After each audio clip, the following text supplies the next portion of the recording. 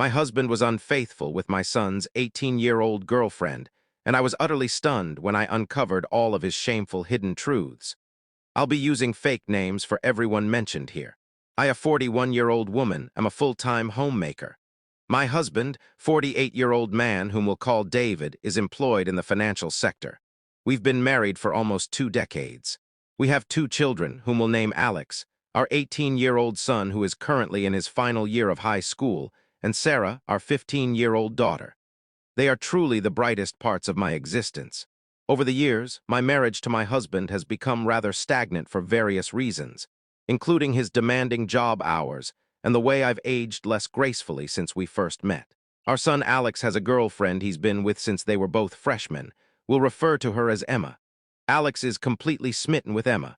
She's his first serious romance, and she's always been someone I've treated like part of the family. This entire ordeal is emotionally agonizing for me because of that.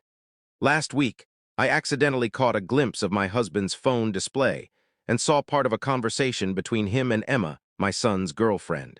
I read what appeared to be her saying she missed tasting his sausage. I stood there frozen, in total shock and denial. I spent the rest of the day trying to persuade myself that I had misread it. But I hadn't, because in the days that followed, I found a folder on his laptop packed with loads of BDSM pornography.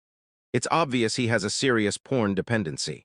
He had also downloaded pictures of Emma from her Instagram account onto his computer. Though the images weren't explicit, she was fully dressed. It was enough confirmation that I wasn't losing my mind. I also checked his phone when I had the chance and viewed more of their exchanges. I regret ever looking. How it happened by chance. He was using his phone. He didn't have messages open on the screen at that moment, but the app was still running in the background. You know how on iPhones, when you swipe up, it reveals all the open apps so you can close them. As he was habitually closing out apps, something he does obsessively, I spotted it. It wasn't as if he was carelessly leaving a message visible for anyone to see. He simply forgot the app was active when he swiped up from another screen. When I first came across the texts between David and Emma, it hit me like a devastating blow. I recall sitting there, my hands shaking as I held his phone, the glowing screen displaying words that cut straight through my soul. It wasn't only the pain of infidelity, it was how they discussed me.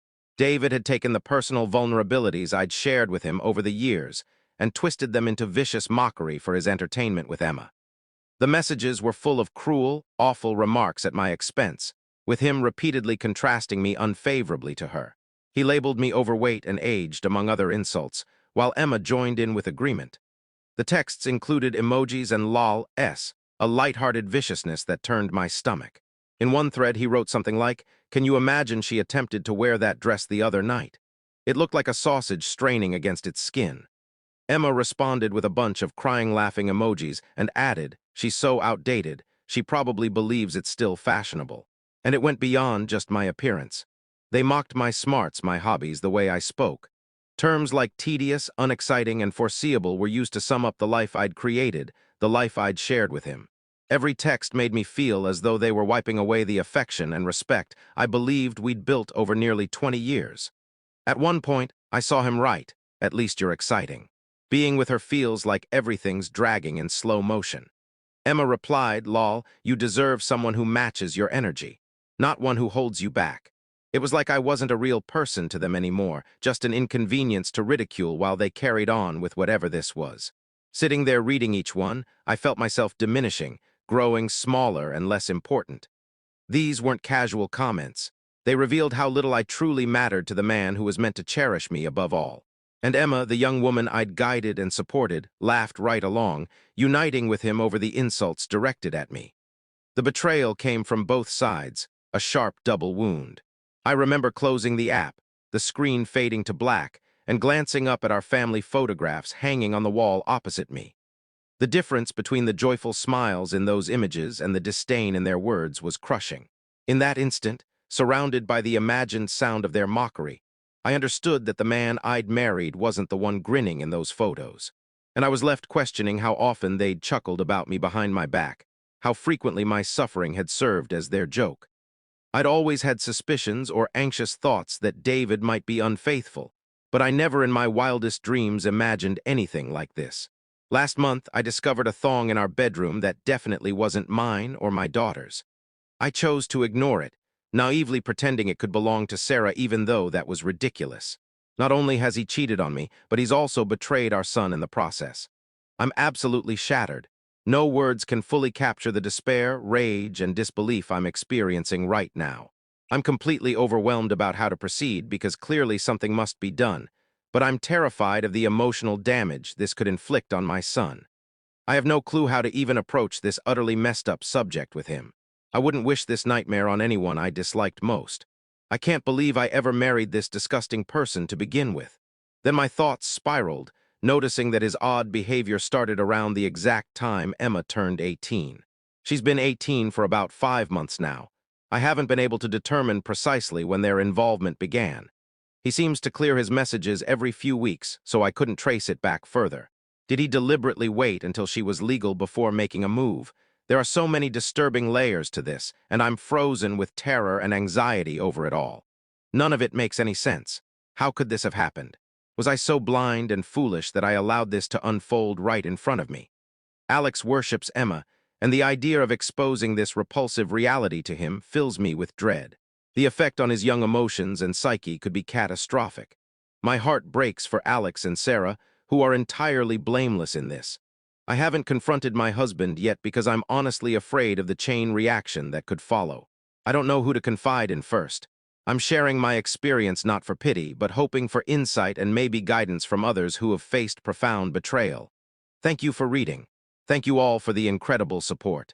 I'm sorry if I haven't replied to your direct messages. I'll respond when I'm able. I'm handling a lot at the moment and taking necessary actions.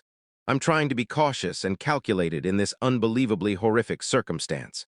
I want to clarify that hiding this from my son was never an option I considered. I didn't intend to imply that.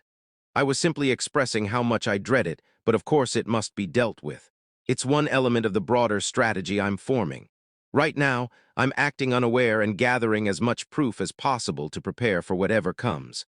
I'm going to safeguard myself and ensure I don't place myself in danger. I'll share a more detailed update when I can.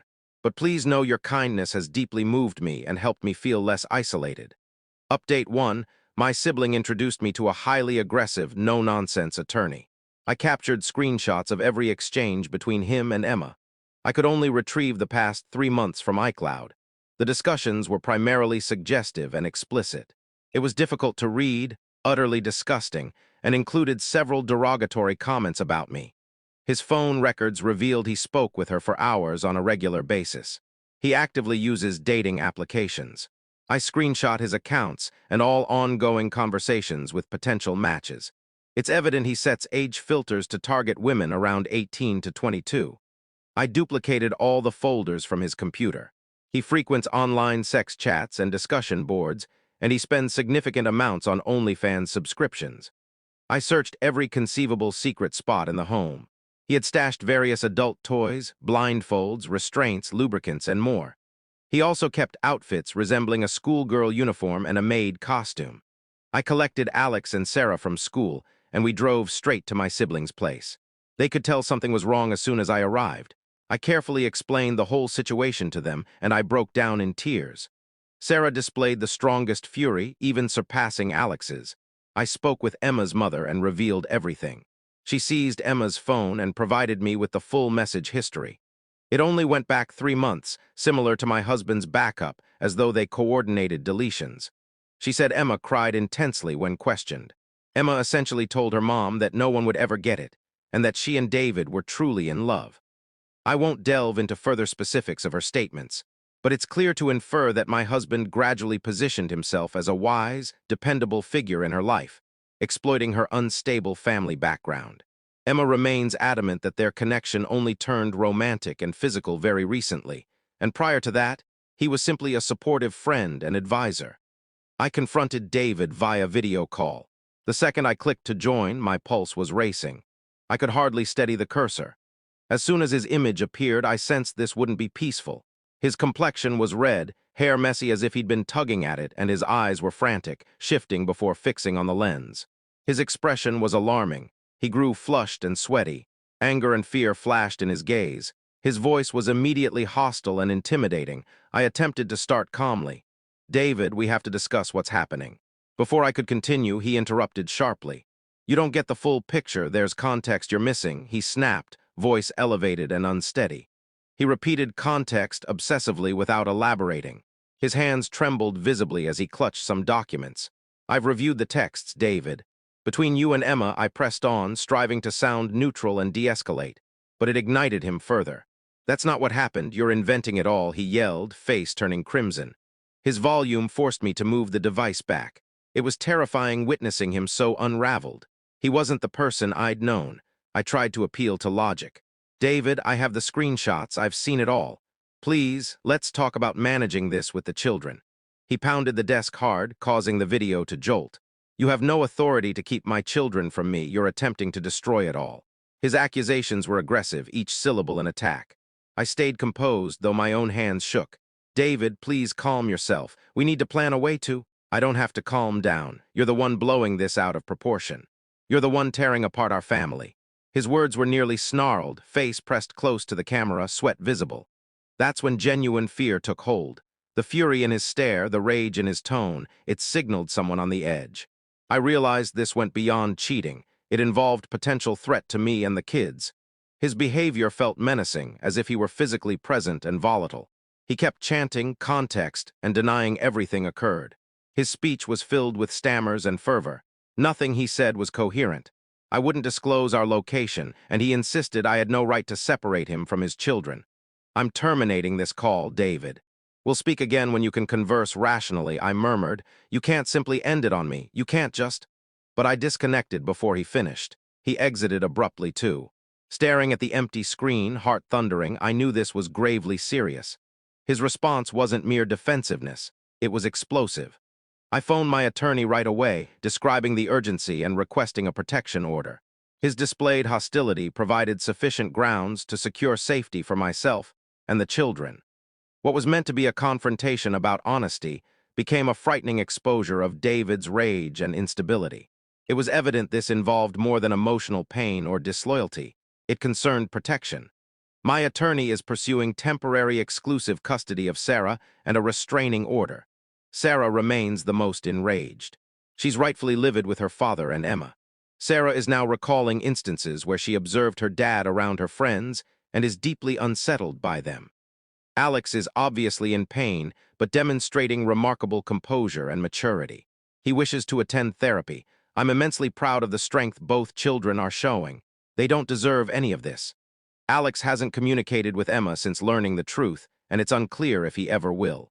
Both Alex and I are scheduling medical screenings and tests. There's no knowing how many partners he's had. Regarding Emma, her mother has kept me informed, and Emma has threatened to flee with him because they're in love. We've notified the relevant authorities about the situation. I intend to be entirely unrelenting and thorough in the divorce proceedings. I'm contemplating years of poor treatment that diminished my self-worth and fostered deep insecurity because of him. I refuse to let this creep escape consequences. I aim to transform myself and emerge stronger. Update 2, thank you once more for the kindness and motivation. It brings solace and matters greatly. I've seen numerous comments and messages suggesting this account is fabricated, which strangely offers some reassurance because even I struggle to accept it's real. It confirms that others find it equally unbelievable. I desperately wish it weren't true. I've been prioritizing others' emotions in this crisis, somewhat neglecting my own, which I'm working to shift. My feelings fluctuate rapidly between fury and detachment. We're all secure and remaining at my siblings' residence. We're vigilant, and the home is well protected. David has attempted to phone me multiple times daily. I'm declining all contact, letting my attorney manage any communication. He genuinely frightens me. My siblings' property has strong security features like alarms and reinforced locks. We feel protected there. Both my son and I completed health checks and initial testing.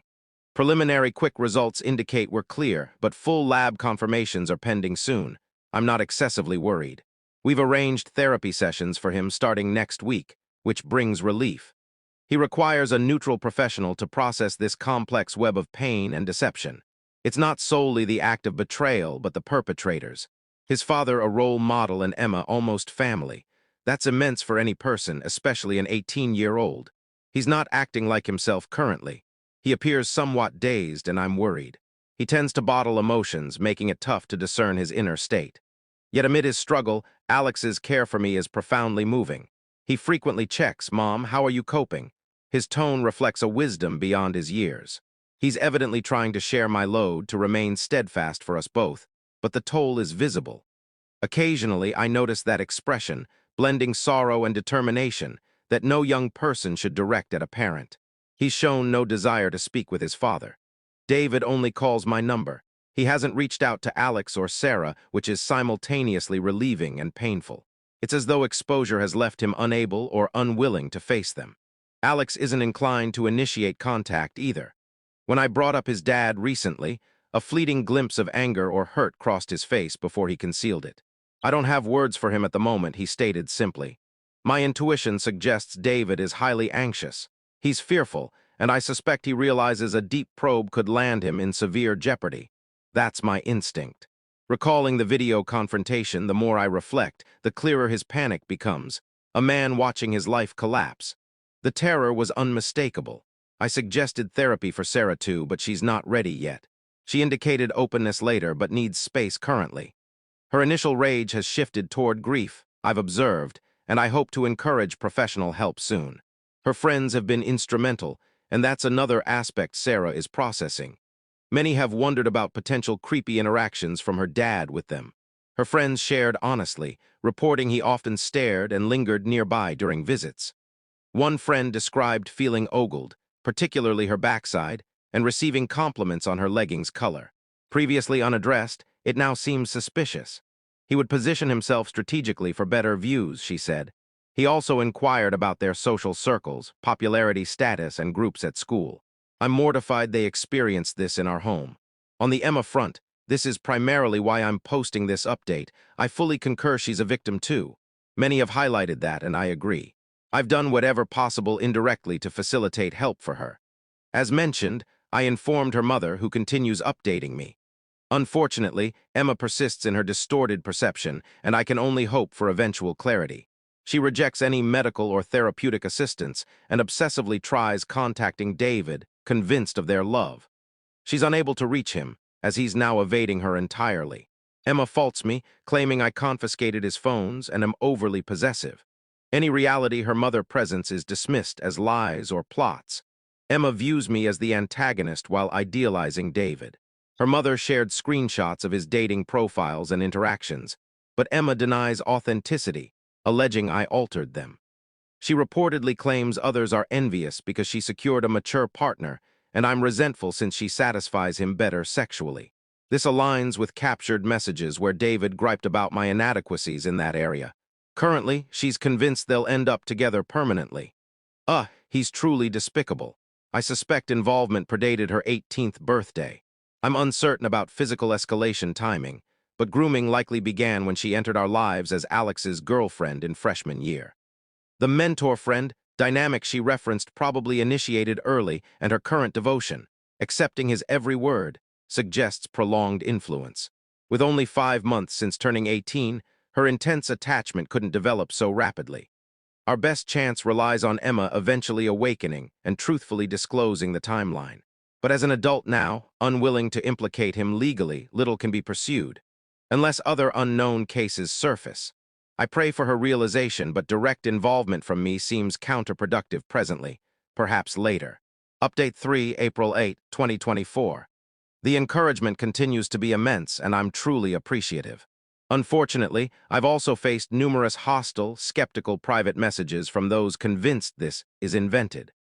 Someone posted elsewhere claiming my account was disproven, leading to increased accusations of fabricating for profit. I'm not soliciting funds whatsoever. Sharing here stemmed purely from emotional crisis without anticipating such engagement. But I'm